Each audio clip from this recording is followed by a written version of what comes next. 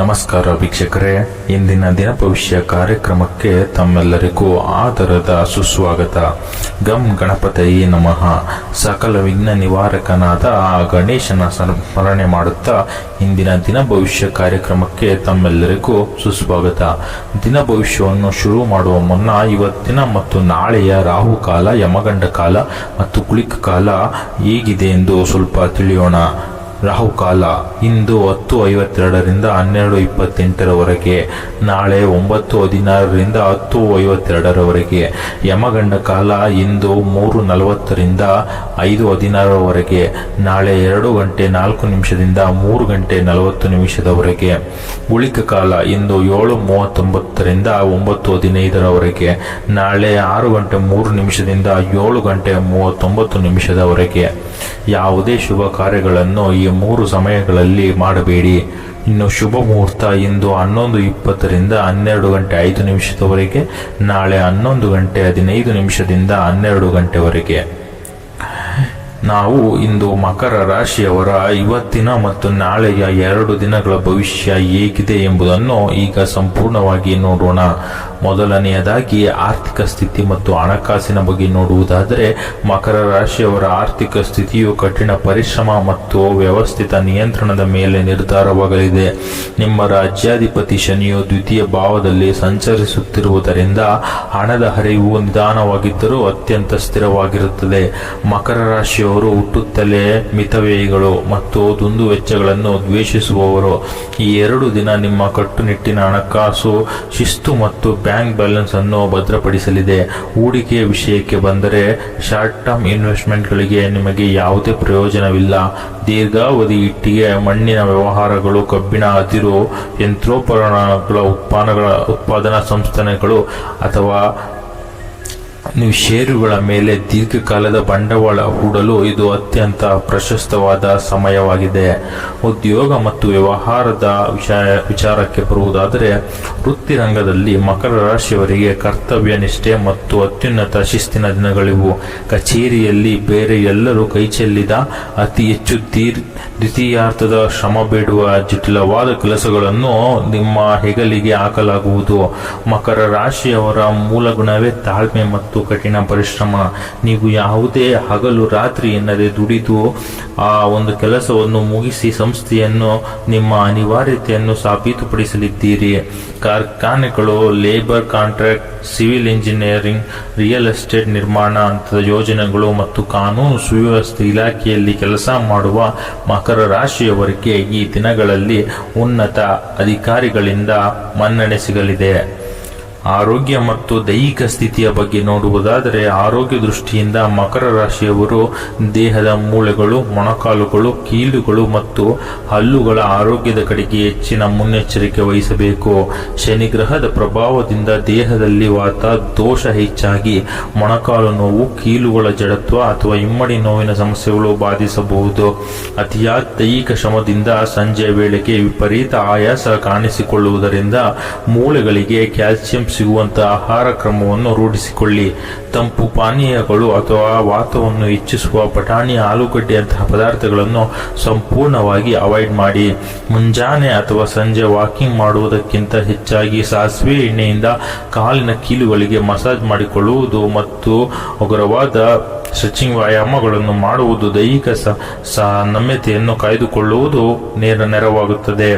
ಕೌಟುಂಬಿಕ ಜೀವನದ ಅಂಶಕ್ಕೆ ಬರುವುದಾದರೆ, ಕೌಟುಂಬಿಕವಾಗಿ ಮಕರ ರಾಶಿಯವರ ಮನೆಯಲ್ಲಿ ಕರ್ತವ್ಯಗಳು ಮತ್ತು ಜವಾಬ್ದಾರಿಗಳ ಚರ್ಚೆ ಮುಂಚೂಣಿಗೆ ಬರಲಿದೆ. ಕುಟುಂಬದ ಹಿರಿಯರ, ವಿಶೇಷವಾಗಿ ತಂದೆಯ ಸಮಾನರಾದ ಹಿರಿಯ ವ್ಯಕ್ತಿಗಳ ಜವಾಬ್ದಾರಿ ಅಥವಾ ಅವರ ವೈದ್ಯಕೀಯ ಆರೈಕೆಯ ಸಂಪೂರ್ಣ ಭಾರ ನಿಮ್ಮ ಮೇಲೆ ಬೀಳಲಿದ್ದು, ಅದನ್ನು ನೀವು ಯಾವುದೇ ಅಸಮಾಧಾನವಿಲ್ಲದೆ ನಿಭಾಯಿಸಲಿದ್ದೀರಿ.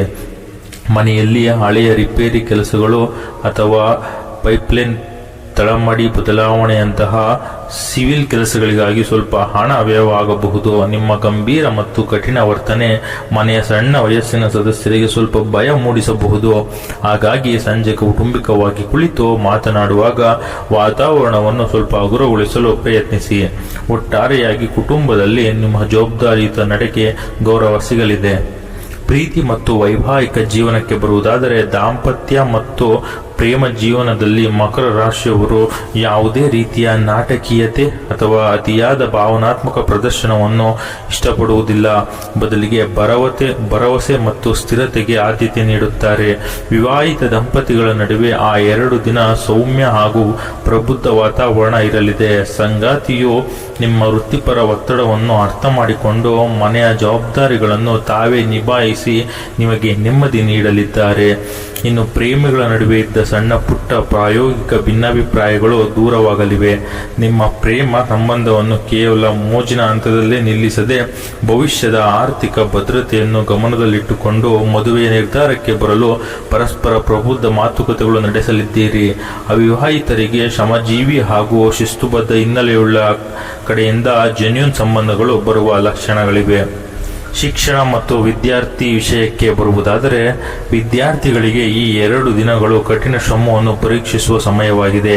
ವಿಶೇಷವಾಗಿ ಇಂಜಿನಿಯರಿಂಗ್, ಸಿವಿಲ್ ಇಂಜಿನಿಯರಿಂಗ್ ಮತ್ತು ಕಠಿಣ ಸ್ಪರ್ಧಾತ್ಮಕ ಪರೀಕ್ಷೆಗಳಲ್ಲಿ ಸಿದ್ಧತೆ ನಡೆಸುತ್ತಿರುವವರ ಮಕರ ರಾಶಿಯ ವಿದ್ಯಾರ್ಥಿಗಳಿಗೆ ಹೆಚ್ಚಿನ ಏಕಾಗ್ರತೆ ಒದಗಿ ಬರಲಿದೆ. ಮಕರ ರಾಶಿಯ ವಿದ್ಯಾರ್ಥಿಗಳಲ್ಲಿ ಸಾಮಾನ್ಯವಾಗಿ ಇರುವ ನೆವರ್ ಗಿವ್ ಅಪ್, ಸೋಲೊಪ್ಪದ ಗುಣ ಈ 2 ದಿನ ಕಠಿಣ ಸಬ್ಜೆಕ್ಟ್ಗಳನ್ನು ಕರಗತ ಮಾಡಿಕೊಳ್ಳಲು ನೆರವಾಗಲಿದೆ.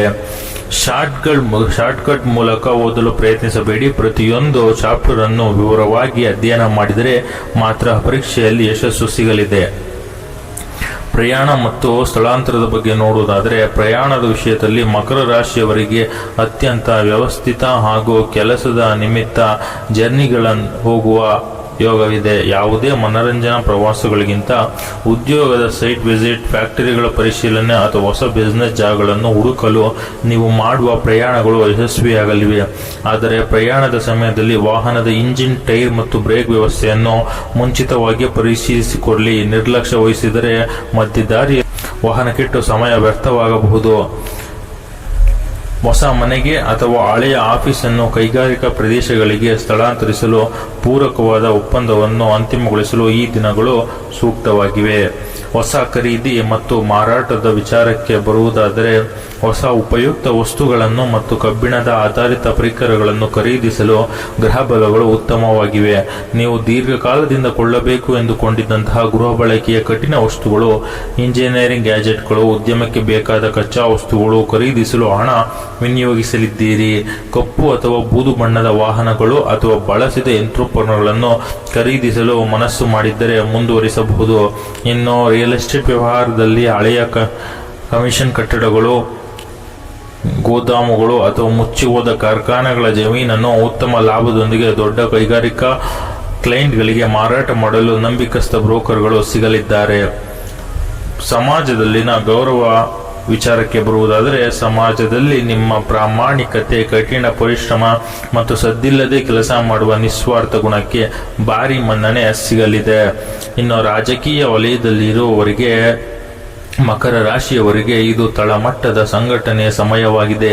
ಕೇವಲ ಭಾಷಣಗಳಿಗೆ ಸೀಮಿತವಾಗದೆ ಕ್ಷೇತ್ರದ ಕಡು ಬಡವರ, ಕಾರ್ಮಿಕ ಮತ್ತು ಶ್ರಮಿಕ ವರ್ಗದವರ ಸಮಸ್ಯೆಗಳಿಗೆ ನೇರವಾಗಿ ಸ್ಪಂದಿಸಿ ಅವರ ಪೂರ್ಣ ಬೆಂಬಲಗಳನ್ನು ಗಳಿಸಲಿದ್ದೀರಿ. ಪರಿಹಾರದ ವಿಚಾರಕ್ಕೆ ಬರುವುದಾದರೆ, ಮಕರ ರಾಶಿಯ ಅಧಿಪತಿ ಶನಿ ದೇವನಾಗಿರುವುದರಿಂದ ಇಂದಿನ ಮತ್ತು ನಾಳೆಯ ದಿನಗಳಲ್ಲಿ ಶ್ರೀ ಹನುಮಂತನ ಅಥವಾ ಶನೇಶ್ವರನ ಆರಾಧನೆ ಮಾಡುವುದು ಅತ್ಯಂತ ಶ್ರೇಷ್ಠ. ಹನುಮಾನ್ ಚಾಲಿಸನ್ನು ಭಕ್ತಿಯಿಂದ ಪಠಿಸಿ ಅಥವಾ ಓಂ ಪ್ರಾಂ ಪ್ರೀಂ ಪ್ರೌಂ ಸಂ ಶನೇಶ್ವರಾಯ ನಮಃ ಮಂತ್ರವನ್ನು 108 ಬಾರಿ ಜಪಿಸಿ. ಬಡ ಕಾರ್ಮಿಕರಿಗೆ ಅಥವಾ ಅಗತ್ಯವಿರುವವರಿಗೆ ಕಪ್ಪು ಎಳ್ಳು, ಸಾಸಿವೆ ಎಣ್ಣೆ, ಕಡು ಬಣ್ಣದ ಬಟ್ಟೆಗಳು ಅಥವಾ ಕಬ್ಬಿಣದ ವಸ್ತುಗಳನ್ನು ದಾನ ಮಾಡುವುದರಿಂದ ಸಕಲ ಕರ್ಮ ದೋಷಗಳು ನಿವಾರಣೆಯಾಗಿ ಕೆಲಸಗಳು ಸುಲಭವಾಗಲಿದೆ. ನಿಮ್ಮ ಅದೃಷ್ಟದ ಬಣ್ಣ ಕಡು ನೀಲಿ ಮತ್ತು ಬೂದು ಬಣ್ಣ. ಅದೃಷ್ಟದ ಸಂಖ್ಯೆ 17 ಮತ್ತು 8. ಇದಿಷ್ಟು ಮಕರ ರಾಶಿಯವರ ಇಂದಿನ ಮತ್ತು ನಾಳೆಯ ದಿನ ಭವಿಷ್ಯವಾಗಿದ್ದು, ಇದೇ ರೀತಿ ಹೆಚ್ಚು ವಿಡಿಯೋಸ್ಗಳಿಗಾಗಿ ನಮ್ಮ ಚಾನಲ್ ಅನ್ನು ಸಬ್ಸ್ಕ್ರೈಬ್ ಮಾಡಿಕೊಳ್ಳಿ.